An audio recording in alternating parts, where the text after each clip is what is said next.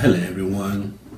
In today's video we're going to talk about Turkish coup, the coup of 15th of July 2016. I think July next year will make it 10 years the coup happened. I think one of the bloody coups ever recorded. Turkey have seen many coups over the years, but the one that happened in 2016 was the most bloody. Okay, for those that don't know, in 2016, some faction in Turkish military decided to launch a coup against the current prime minister then, who's current president right now, Richard Tayyip Erdogan. So they call it Peace at Home Council. Yes, Peace at Home Council. So these guys, they organize it and then launch the coup. And one thing about that coup that I want to add to this video is that I was overseas when the coup happened. I supposed to buy a Turkish airline ticket. My agent told me to buy a Turkish airline ticket so that I can use to come back from Ghana. I will drive from Ghana back to US, which is stopover at Istanbul. I was considering it because the price they told me was good. Tell me the week I supposed to go and make the payment, because it wasn't an internet, so I have to just go to their office and make the payment. That's when the coup happened. I end up using Egypt Air to fly back to US. So back to what this video is all about is the faction of the Turkish army took over institutions in Ankara, which is capital of Istanbul, capital of Turkey, and then took over institutions in Istanbul. And at that time, what's his name? Prime Minister of Turkey, Richard Tayyip Erdogan, was on vacation. He was vacationing so this was well planned, well detailed. So he was on vacation. They took him unawares. But lucky for him, he was able to have access to phone. He made a video call telling his supporters what is going on. And that's how the coup started. That's how people mobilized. Hit the street. Even a news anchor was actually talking to Prime Minister on the TV, and the Prime Minister told the news anchor a female news anchor. The video is on internet. So now, for those of you, because it have moved over the radar, but it was a very serious situation that affected global market. So under that, people that want to overthrow Richard Tayyip Erdogan, they go under Gulen movement. The movement is labeled in the name of one guy called Fethullah Gulen, and then according to what I found out, since the 1970s, followers of the influential cleric Fethullah Gulen have assumed increasingly important position within Turkish state apparatus. So I guess those people are the ones that believe in that movement are the ones that formulated the coup, because most of them were arrested.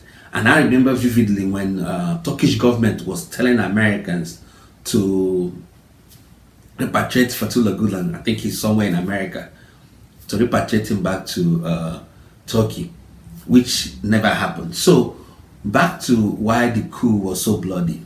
According to reports, 300 people died in that coup, and then about 2,100 were injured.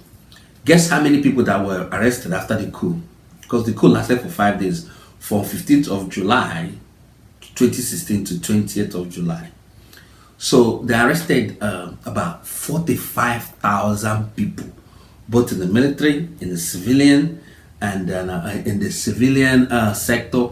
Anybody that knows anybody that participated in that coup was arrested. Nobody was freed. So now who's the main, the front, who's the main man of that coup? I think it's General, they say his name is General. I have to look because I wrote it down. I don't want to pronounce the people's name wrong. They said the general's name is General Akin Ozak. Yeah, he was the main coup leader. So some of the people that participated in the coup actually escaped. Some people, they flew their plane to Greece and then turned their sermon. I think they took asylum over there. So the problem is that the reason why I'm making this video is that this coup, I don't know why people don't report. Why they don't? It doesn't get attention. The coup was very bloody. People were being bombed in the streets, and this was the first time after Arab Spring that people. This happened in the digital era. You see, the video is all over internet. People were waving Turkish flag, and they are being shot at. You know, so after watching, just go and see the video. So, and when everything was over, Prime Minister Richard Erdogan came out of hiding, talked to his people that are his supporters for them how they defended democracy and all that stuff, and they started arresting people. So now what happened afterwards is that there was certain laws that was changed in Turkey, making Richard Erdogan untouchable. So will that coup ever happen again? No, it can never happen, because one, they changed everything. Remember when I said a Gulen movement?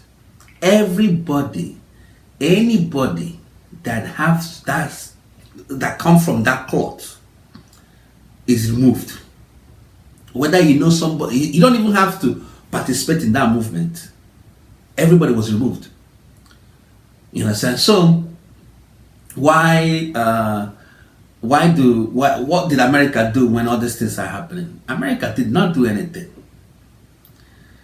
The only thing that happened is that some people in Turkish government were accusing CIA of knowing about the coup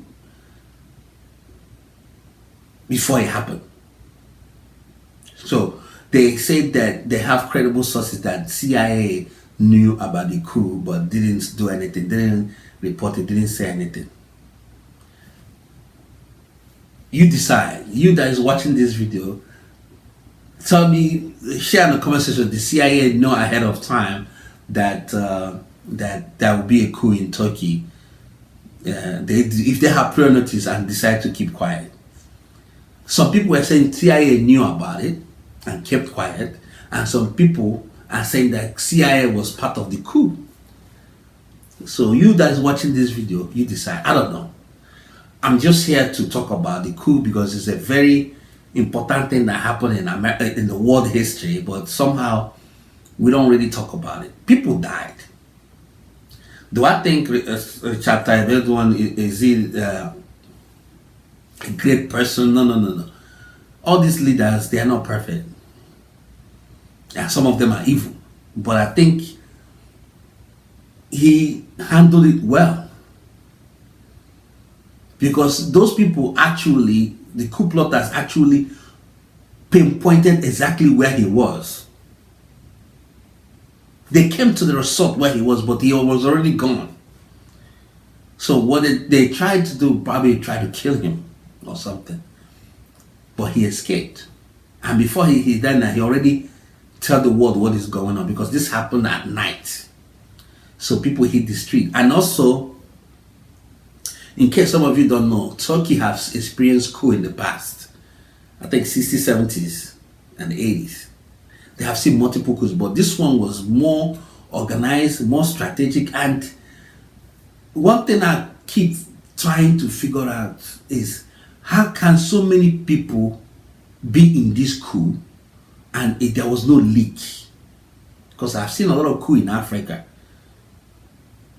A dozen of people will plan a coup, one person will leak it, and loose lips will come. But this is very orchestrated, very nobody leaked anything.